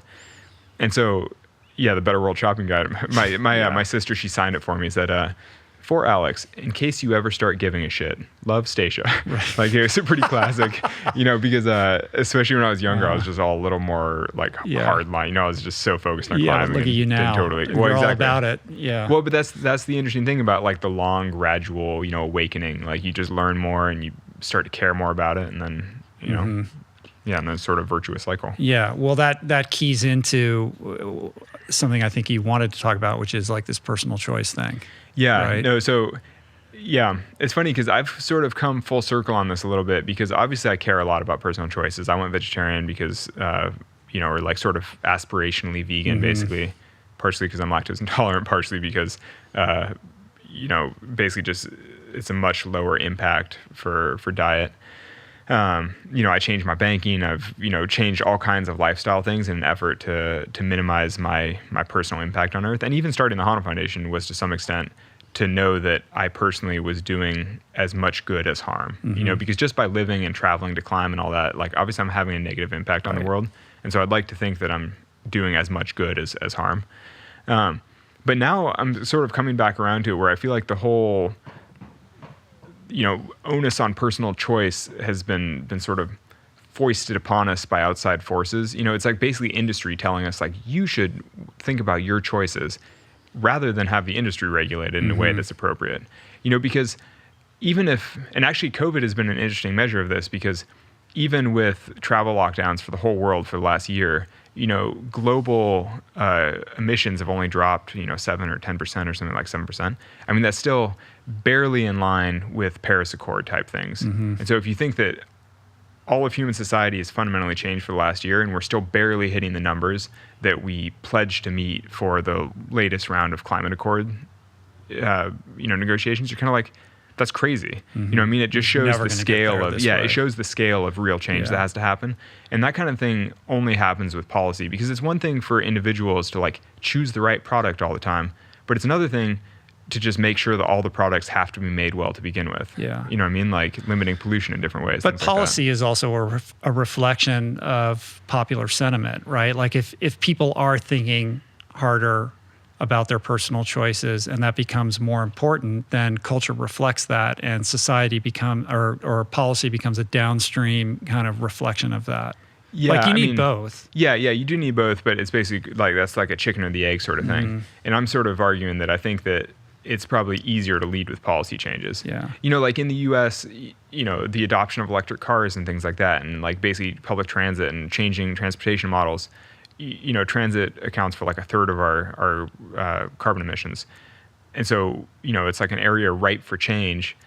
An easy way would just be to basically put a tax on gasoline or something like that, basically on carbon emissions. And that would drive all kinds of changes in consumer behavior, you know, rather than just hoping that individuals will go out and like buy a Prius or like buy a Rivian or whatever. You know, it's like... It's tricky though, man, when you have legislators who are, you know, beholden to their constituents and the lobbyists that are, you know, well-funded to push a certain agenda on behalf of a, you know, a sector of the economy. And that's why these things move at a glacial pace. And I feel like, you know, voter pressure on our legislators is so important, and that's why you do need to you do need to kind of take these personal choices to heart and make them known, so that there is that pressure. Though, yeah, I agree with that. Though, but I know what you're saying. I mean, it's like you can't move the needle on like I'm going to go vegan and this is going to solve the problem. Yeah, like, exactly. It's not gonna work, exactly. Right? Yeah. Yeah, I mean, you going vegan is a good step for sure, but it's like. It's good. The impact is tiny. Will still be clear cut in the Amazon. Yeah. You know, it's like. But it's also there's a symbolic power. Like when you as somebody who so many people look up to, and you have a lot of people that follow your lead and all of that. Like there's meaning in like these choices that you're making, because there's a downstream impact on how everyone else is going to think about those choices. A little bit, but I still think that. I know you get a lot of shit though. Yeah. Well, that's whatever. I mean, the thing is, you get a lot of shit no matter what. You know, so it doesn't totally matter. And. You know, and while we're talking about getting a lot of shit, like it's not like I'm just like advocating for gas tax, because I know that kind of thing is super nuanced, because in a lot of ways that's regressive, because it affects lower income folks way more than higher, and that's not totally fair. So it has to be very finely executed. You know, it's like, yeah, I get all that. I'm just saying that I think that starting from the policy side can potentially have bigger impacts in the world. You know, so when are you mostly because I think that. You know, individual choice is great for individuals that have the bandwidth to think about it. Right. You know what I mean? And like, I have plenty of free time. I can read books about the environment and think about it. Right. But like the vast majority of Americans, you know, like if you're working a minimum wage job, like you are not going home and reading books about the environment to like think about minimizing your footprint. Sure. You're struggling, you know, like it's hard. I don't know. Yeah.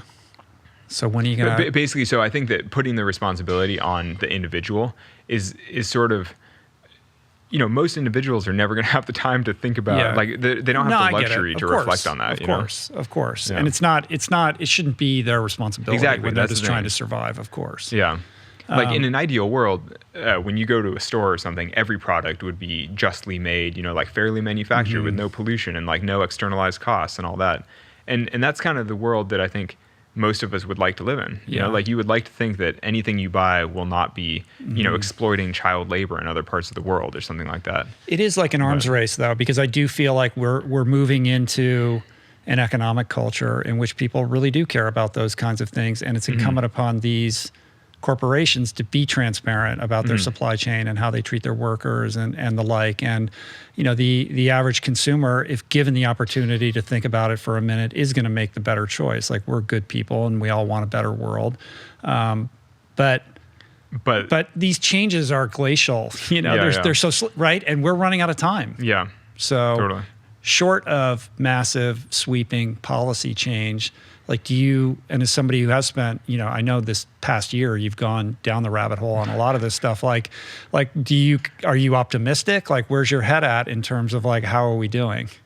I mean, I'm personally always pretty optimistic. Like and you know, even I think, you know, optimism and pessimism aside, I think that a realistic assessment of global climate, or basically a realistic assessment is that my personal lifestyle will probably be fine regardless. You know what I mean? Like, I'm lucky enough that I go climbing all the time, and if like climate impacts affect me, I can move to other places, and and so I don't know. I mean, that's kind of and that's the real thing about climate change, is that for most of us, like, it's not gonna affect us personally. You know what I mean? Like, anyone listening to this podcast basically is comfortable enough that they're not going to be the ones that suffer from the effects of climate change.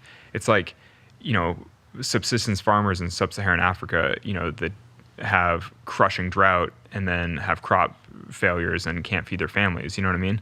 But like, that's so far removed from our reality that it's easy to be like, oh, that, we don't even know what that is, so we're not stressed about it. I don't know. So I mean, I don't know. I mean, yeah, I'm optimistic that humanity can sort of confront and solve some of these problems. But even if we do move too slowly and it doesn't really work out, I'm also sort of recognize the fact that, like, realistically, my life will probably play out along a certain path regardless. Yeah. Which is incredibly unfair, which is a big part of why I started the Honnold Foundation and things like that, because it's like, do you think you guys are going to have kids? Yeah, I think so.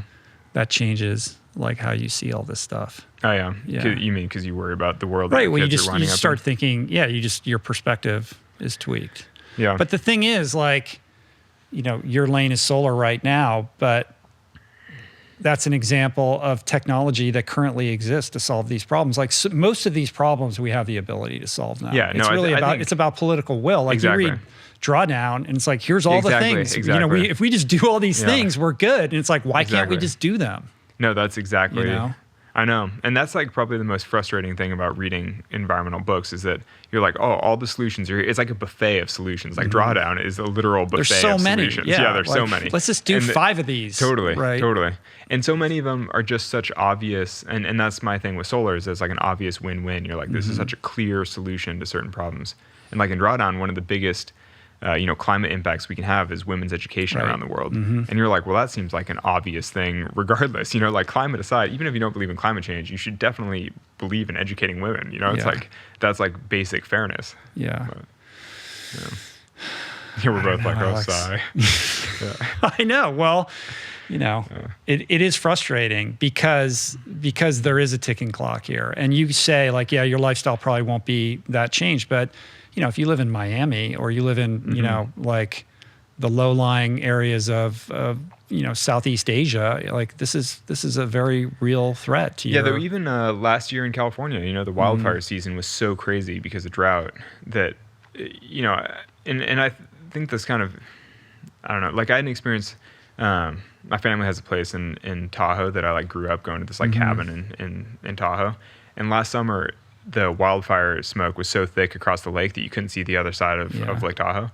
And at one point I saw this like party boat coming into shore, that like a big like tug almost, with like tons of people on it, like partying on the boat. Like, I don't really know what was going on, but I sort of jokingly was like, oh, look, it's climate refugees like escaping, because it's like, it looks like the ocean and it looks like a barge, and it's like the kind of scene that you expect to see in Southern Europe, with like folks like fleeing North Syria, Africa or something. Yeah, exactly. Like fleeing to Italy. And, I was kind of tongue in cheek, but then I was like, this is kind of true, It's like, because all these folks in California. The sky's like, on fire. Yeah, the sky's on fire, and people were bailing out of the Bay Area to try to come to the mountains, but then the mountains are on fire, because the Bay Area was like crazy fire this year too. And, I don't know if this will wind up mattering in the world, but it is interesting when effects of climate change start to be felt closer to home, you know? It's like, when you can't spend a summer in California, people are like, what the heck? Like, that's crazy. Especially, I spent my whole life spending summers in California, and kind of like, that's a first, that's kind of unprecedented. But yeah, I've lived here for, I don't know, 25 years. And the fire season, when we had the big fires down here and had to get evacuated, it was bananas. Yeah, it's crazy. It's crazy. I've gone through plenty of fire seasons. That was completely another animal altogether. Yeah, especially when you consider that. I mean, fires are a natural part of the life cycle of the forest. It's like when you're in the Sierra Nevada, you're like, yeah, this is natural and it should be fine, and yet, the sky is blacked out for almost a month in Tahoe this summer. It was totally insane. And you're like, that's not natural. Like, that's totally, that's craziness. It's a different thing. switching gears a little bit. Yeah, totally. From environmental apocalyptic. How much more can we dig into this? Dude, I could talk about it all day. Yeah, no, I could too. It's like super depressing, but also, super important. You're like, this is probably the most. We need to be issue talking facing. about it. Yeah, exactly. And if that just moves the needle with one person, that's a win. What else are we doing here? Like, what's the point of doing this stuff? We talk about climbing. Yeah. You are in a unique situation though, because you did this crazy climb. Like, how do you, and your life is kind of devoted to iterative, difficulty, like continuing to put yourself in difficult situations and master those.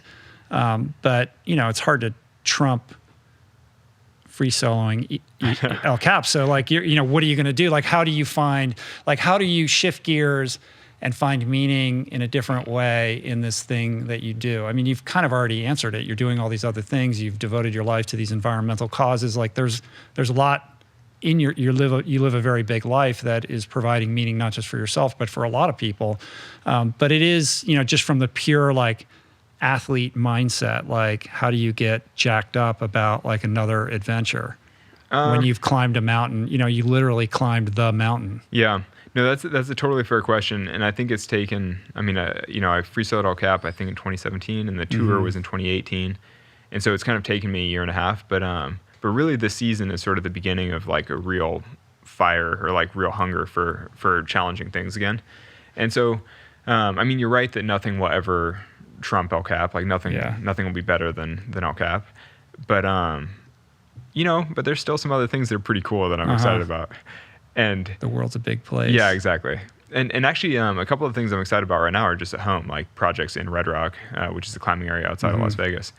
And I mean, sometimes you just get inspired by certain things and you're like, this seems crazy and really hard, but then you're like, I think I could do it. And then you're like, can I do it? And then you have to find out if you can do it. And then And really, that's like the whole joy of the process is the finding out. Like, well, can I do it? Like, is it crazy? Let's find out. Right. Am I right in thinking that before COVID hit, you were thinking of doing the 7 summits? Yeah.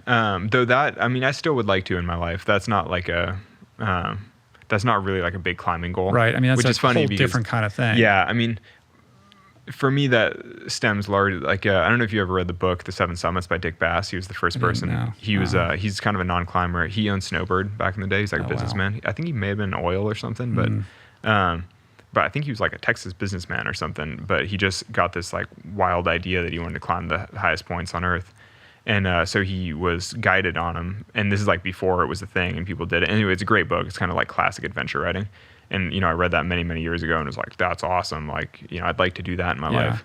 And now it's a little bit weird because 7 Summits is so commercialized that real climbers kind of thumb their nose at it. Like, that's not cool. But I'm like, I still kind of want to, Yeah. But that's not a rad climbing project. Yeah. That's just like a personal, I'd love to do that in my life, but we'll see how it plays out, Yeah. I mean, for what you do to not like climb the 7 tallest mountains, like why wouldn't you do that? Yeah. I've climbed a lot of other mountains, but this is not a... What do you think when you see, remember when those images were coming through from Everest and it was like there were just so many people up there and it was like a traffic jam and... Yeah, it's crazy. No, I find that somewhat distasteful, I'm just like, basically that's just not the experience that I'm seeking in the mountains. And especially on Everest in particular, there are ropes going the whole way up, so everyone's just like clipped into a rope the whole way. And somebody else has put those ropes up for them. And so, I personally have sort of mixed feelings about like outsourcing the risk and the challenge of climbing. Like, I don't want to pay somebody else to put the rope up for me. It's like, if I can't put the rope up myself, I probably shouldn't be climbing it. And not to say that that's a standard that all people should hold, because, I'm sure, and I think climbing Everest is really, really hard regardless. I think that even if you are just following the rope that somebody put, it's still quite difficult. It's a challenging physical experience. But I don't know. I just feel like if I want to go up there, I want to like actually climb something. Are you gonna climb mountains? I don't think so. Why not? I don't think that's my thing, man. But you could. I mean, I could, but I don't feel the pull. I don't feel like the allure. You don't care about getting on top of things? No, it doesn't like, I love getting that's on not top my of things. thing. Like I want to go like in the ocean and swim down, That's not my thing. Or swim across. But I don't think about going up that much. It's different, I went climbing a couple times with some friends, and I was like, I don't think this is for me. That's fair. It was weird. But mountaineering though might be yeah, like, because that's basically like ultra running, right? Like trudging up hills as long as you can. I like the idea of all these like FTKs that these guys, like Killian's running up these mountains and seeing how fast you can do it. Like I just like the idea of like creating your own adventure, like you're doing in Red. Like, here's this thing, we have all of this here. Like we don't need some, like race or event. Like let's just figure it out. One of the things I'm playing with this season is a traverse of the entire range in Red Rock, which is like this. Actually, as the crow flies, it's probably only like 10 or 15 miles like linearly, but you're going up and over all these different peaks. And so I haven't quite pieced it all together yet because it's incredibly complicated route finding and climbing, and I'm climbing classic climbing routes and then down soling other climbing routes and like going up and down to tag the different summits, but also do a bunch of good climbs. But it's coming in at like 25,000 feet of vertical or something. Wow. And it's like a really, really big traverse. Wow. And we'll see if I manage to do it and how exactly it shapes up. And I'm like, what an adventure, to like leave your house and then just climb this entire skyline that you can see from anywhere in town. It's similar to the thing you did with Tommy Caldwell, though, exactly. right? Like, yeah, it's really was it like 17 peaks or something like that, and like 20K of something like vert? that. Yeah, actually, it was funny because with these really long and technical rock climbing traverses, it's actually hard to quantify the vert and like the numbers because GPS doesn't really work when you're climbing vertical routes. Like when you're doing sheer vertical walls, your GPS will like ping you all over the place, so it like messes up all the numbers. So I don't know. Have you had that experience? Like if you go up really steep hills with GPS, I don't go up hills that steep enough to do that. It because basically GPS doesn't really work on a vertical plane, right? It's like more for horizontal. But and then the thing I did with Tommy last summer in Rocky Mountain National Park wound up taking us like 36 hours. So all of our devices died anyway because your batteries don't last that long if they're tracking GPS. Wasn't there like you missed a drop off or something happened and you had like no lights at night and stuff? Yeah, we had, more importantly, we had no pants. So we were like at 13,000 feet in running shorts all night. And it was pretty character building. Yeah. What has Tommy been up to? He's like your main guy, right? Like he's like your go-to adventure. He's one of my best adventure partners for sure. Actually, I just climbed with him last week, like the day I got home from this expedition in Guyana. Tommy just happened to be in Las Vegas climbing something, so we managed to sneak out for a day. But he's been doing some home repair. He's like he's doing a plumbing project on his house. Hasn't been climbing that much this winter. But he's just such an incredible climber that even relatively off the couch, he's just like, he's done it his whole life. And are you doing, back to the environmental stuff, are you doing another podcast like with the Washington Post? With that, I'm not sure. There's nothing official with that. I might be basically interviewing environmental leaders or sort of scientists about climate change, I think. Yeah. Which, if it happens, I'd be pretty excited about, but honestly sort of intimidated because, as you know, most podcasting is just chit-chatting with people. You rarely have to know a subject super well. But the thing is, you don't have to hold yourself out. You're like, they'll be so excited to talk to you, and they know that you're not, a PhD in whatever it is that they are, and so they'll explain it to you. Yeah, but don't you? And you're trying to be a cipher for the audience anyway. That's true. But you still feel like you should have enough of an understanding to at least ask interesting questions. Yeah, but you read books. You'd be fine.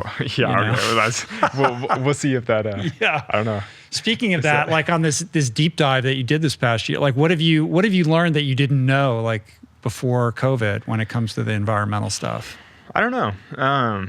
That's an interesting question. I mean, so on this trip in Guyana, I just finished this book, Energy and Civilization. This like Vaclav Smells, like this super dense tome about sort of the progression of different energy systems in human civilization. And it was interesting. I mean, I think that book gave me an appreciation of how long and slowly the transitions between energy systems are. Basically like going from human powered to like the introduction of the steam engine to coal fired to eventually oil, like full on fossil fuels. It's just like each transition takes quite a long time, and it's given me an interesting perspective, I guess, on like our current transition to renewables and what that will take. And one of the interesting things I got from the book was that every transition has been powered by the previous fuel. Let's say so like the transition to coal use is like powered by steam engines, right, and whatever else. And you're reliant on the previous energy model, and which is funny because that's a common criticism of renewables. It's like, oh, well, it's all based on fossil fuels, and you're kind of like, well, yeah, because any transition is going to be based on the previous system, which I found slightly heartening in a way, because I've always found it like, it's a little bit of a bummer that like to build wind turbines, let's say, you have to mill a bunch of steel, and like that steel is all being powered by, those plants are all being powered by fossil fuels. And so you're kind of like, is it even worth building wind turbines if all the raw materials behind it are being mined and milled through fossil fuel extraction? You're like, is that worth it? You're kind of like, yeah. I mean, basically, it's like a necessary evil of iterating to the next thing. I mean, that's a big thing with the electric cars, right? Like, who's powering the Tesla grid? Like, what's the carbon footprint of that? Like, it's massive. Though, I mean, when you do the math on it, even if it's all powered by coal, it's still better than an internal combustion engine car. So, it's like, yeah, it's still a step in the right direction. But I think the takeaway with all those, sort of the messy technical questions of energy transition is like, you still have to take these small steps in a different direction if you're ever going to get anywhere. Yeah. It's like, if you're hoping to decarbonize the grid or like to change energy systems, it's like you have to start taking some steps. Even if they're not perfect, even if it's not 100%, correct, like you have to at least move in a direction. And an appreciation that these things take time. Yeah, no, totally. Right. I mean, it's not that removed from like athletic performance. It's like, if you want to get better at something, like you have to just put in the days, like grinding away. Training. It's like, some days you suck and you just keep grinding away at it, and eventually, hopefully, eventually you do something that's actually meaningful. Have you gotten your Rivian truck yet? No. When is he going to start shipping those things? In June, I think. Yeah. I just got an email that was like, configure your pre-order, blah, blah, blah. I figured it's got to be getting close, because RJ really started close. posting a lot, like taking the trucks out, and and I was like, oh, they must be getting ready, because like it's been underground for a long time. No, it's happening. They're I just configured my pre-order. Oh, you did? Yeah. It's pretty cool what they've done. So they took over, like they took over like an old, I don't know, Nissan factory or something like that, like outside of Chicago, and like just retrofitted the whole thing and made it like sustainable, and brought in like amazing chefs, and like used materials from the area to like, like recyclable materials and like wood that was like in the vicinity to build the whole place out. Totally. And have you been to the factory? I haven't been to the manufacturing plant. I've been to the headquarters, which is outside of Detroit, sort of classic auto manufacturer, But no, it's super. I mean, when I went to the headquarters for the company outside Detroit, it was like full on vision of futuristic. It's like kind of what you would expect from like a new, technological startup type of thing. I was like blown away. I had this VR experience there where I was like in a room and I put on like a VR headset and then basically like sampled an assortment of their like futuristic ideas, like concept vehicles, but you could like walk around the space with a VR headset and like interact with their concept vehicles. I was like, totally blew my mind. I was like, is this Star Trek? I was like, it's like, where am I? And, and classic, like nice new facility with it's like just clean and well lit and like classy with like electric trucks all over. And I was like, this is so like not what you think of Detroit so being in the auto industry. No, I was like, this is the future for sure. Yeah, that's cool. It's really cool. Have you done any VR stuff around climbing? Actually, I'm supposed to be doing a VR project this year, like filming in the next month, and then something in Europe. That's cool. Yeah, I think it has the potential to be really cool, but we'll see. Yeah, I had this guy Michael Muller in here, who's a big photographer. With the shark stuff. Yeah, Dude, so he showed me his stuff. Yes, it's insane. Yeah, it totally blows your mind. Yeah. He showed me the same thing, and you put on, you're like, it's like pretty mega. Right.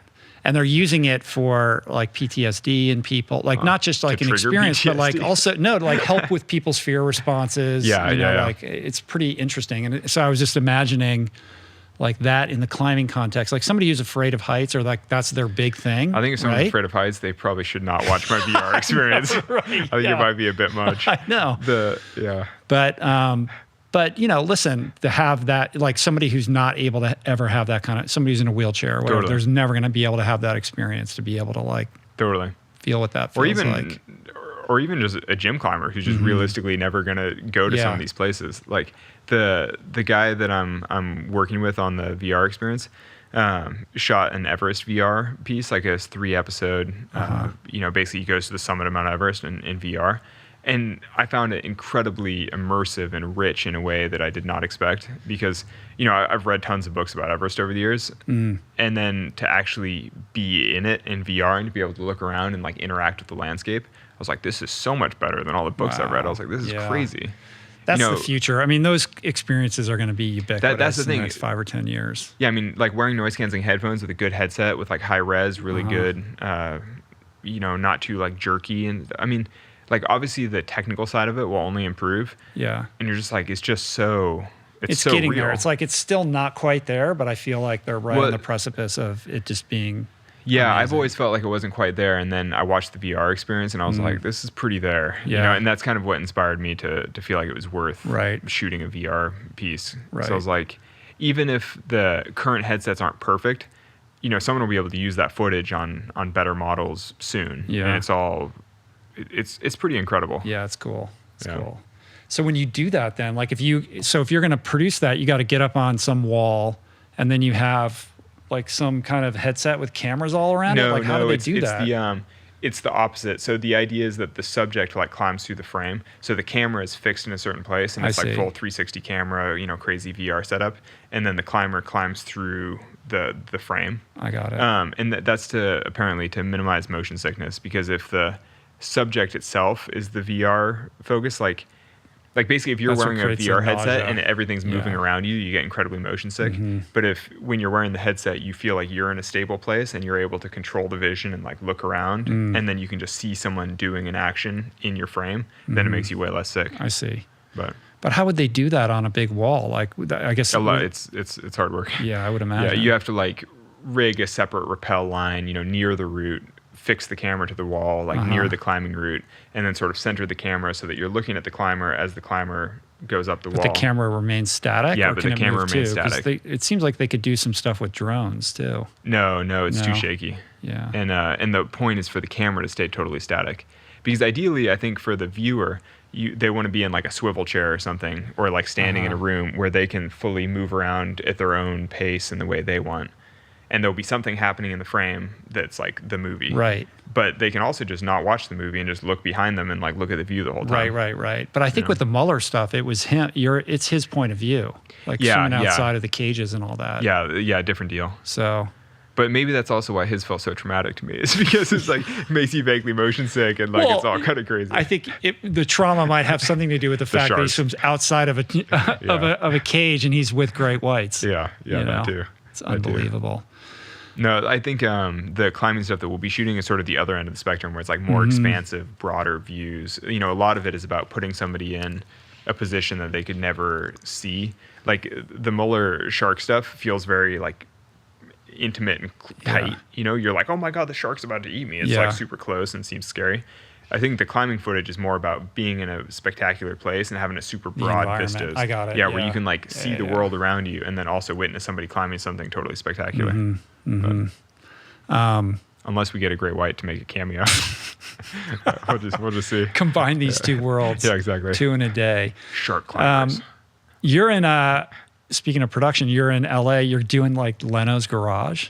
Yeah. What is that about? I honestly don't know. I just do what I'm told. I do. They're what like, my we want you to calendar be says. on the. So you're going to go to like his warehouse and like see all his cars. Yeah, I think Jay Leno's Garage is where he like chats with people about their cars, and I think he's a car collector, right? So he has all kinds of interesting. He's kind of a car collector. Yeah. He's got like multiple warehouses, like hundreds of cars. Whoa! Like he has one of the craziest car collections in the world. Yeah. Well, so I know nothing about cars, and I have my scrappy van. I know that's why I find this so interesting and hilarious. But I think there's something to be said for talking about, the utility of cars. Like, 'cause basically, I don't care at all about my car, but I care about what it allows me to do and the life that it allows me to lead. Like being on the road and being able to climb full time.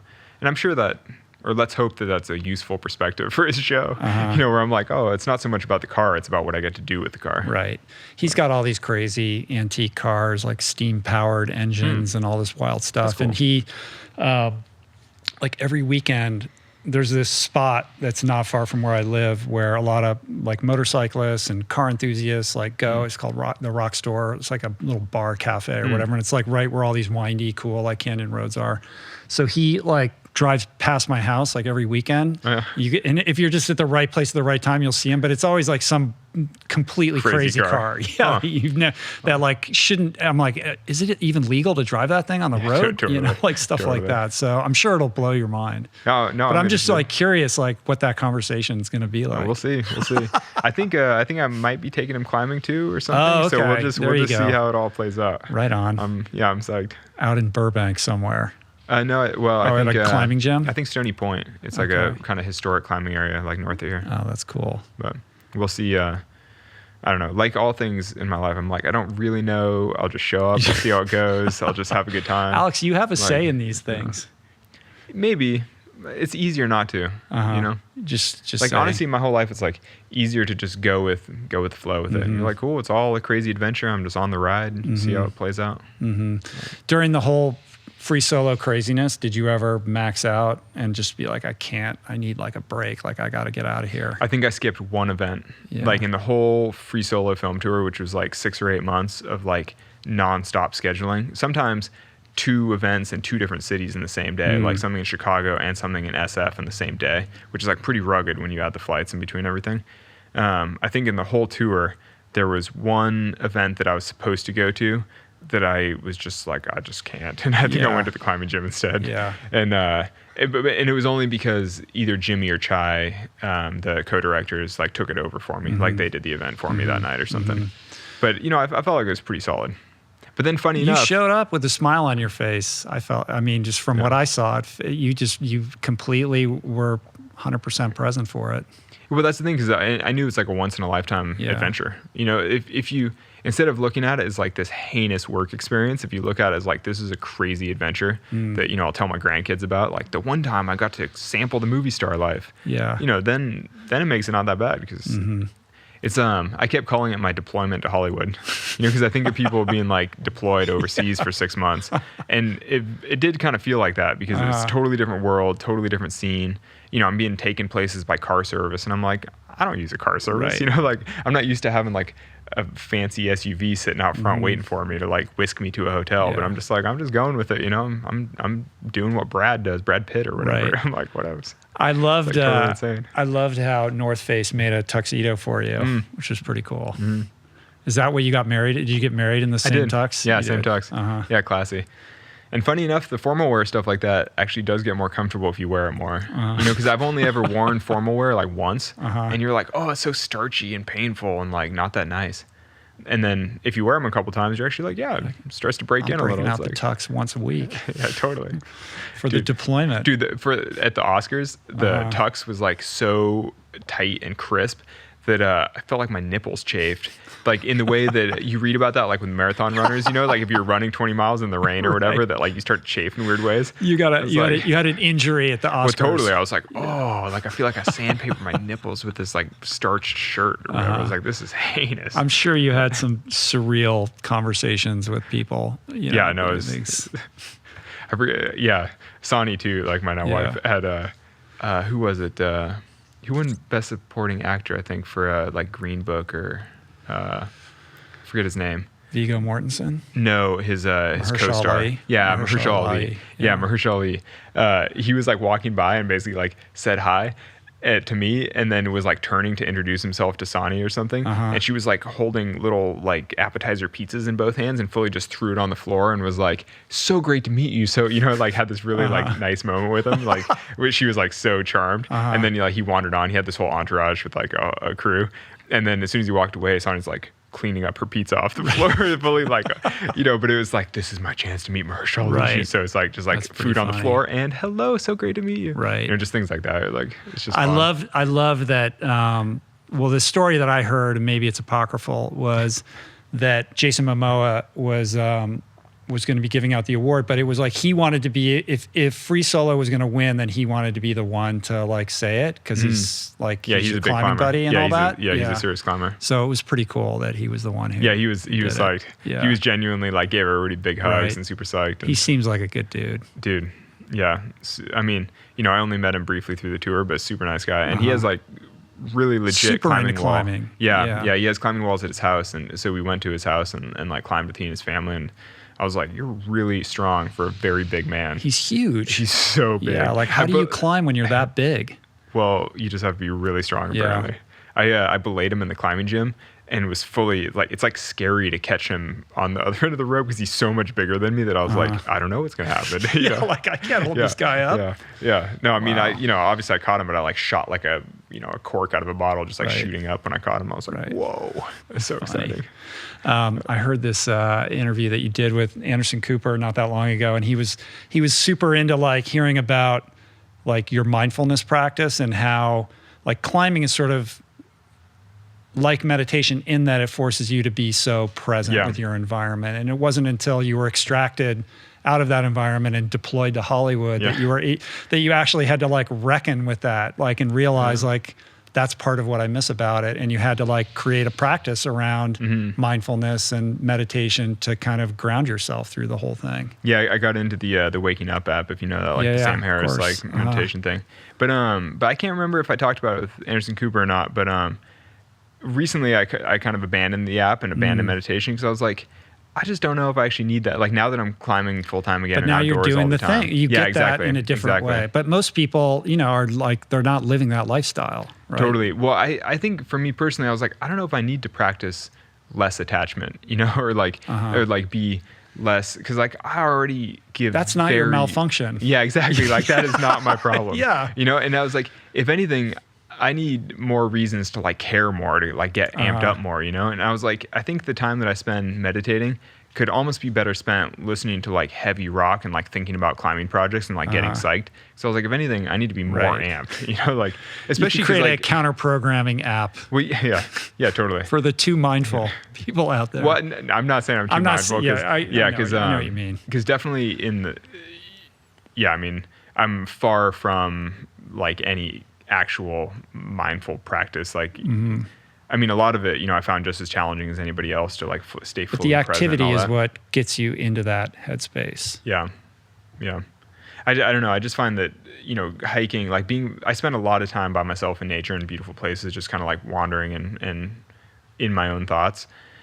And I'm like, I think that works enough for me. Like, I just don't know if I need to consciously spend time during my day doing that same thing. Right. And like, I could just do it, through outdoor exercise, basically. Yeah. Fair enough, man. Yeah. I think that's a good place to end it. Yeah. Let's go walk outside. Lay down. Yeah, cool. You can climb up the wall on the roof of the building if you want. I might be able to. Right. We'll have to go look outside. Yeah, nice. Well, have fun with Jay. Yeah, we'll see. Just another adventure, every day you're like, what an unusual. It's cool. Yeah. You live a cool life, man. Well, it's just nice to have variety. Variety's the spice of life. Well, good. Come back and talk to me anytime, dude. No, thank you. Yeah. Thanks for me. Always a pleasure to chat. Yeah, nice. It's been a while. In the meantime, check out Climbing Gold coming into your podcast. If you want to listen to a less professional podcast. I don't know. The thing I heard was super polished. Like this is the thing, like the new thing with like these like really highly polished documentary style podcasts. Like that's not what I do, man. I'm old school with this. So that's like you're on the cutting edge of like what is working and what people really like to listen to. More like the team that I'm working with is on the cutting edge. Right, well, I am far from it. But fair enough. Yeah. Cool. Check that out. And Alex is easy to find on the internet. Yeah. Just Google him. Yeah. That's it, man. Right? Yeah, that's Anything else? How do you feel? No, just, Very good. All right, man. Peace. Yeah, thank you. Thanks.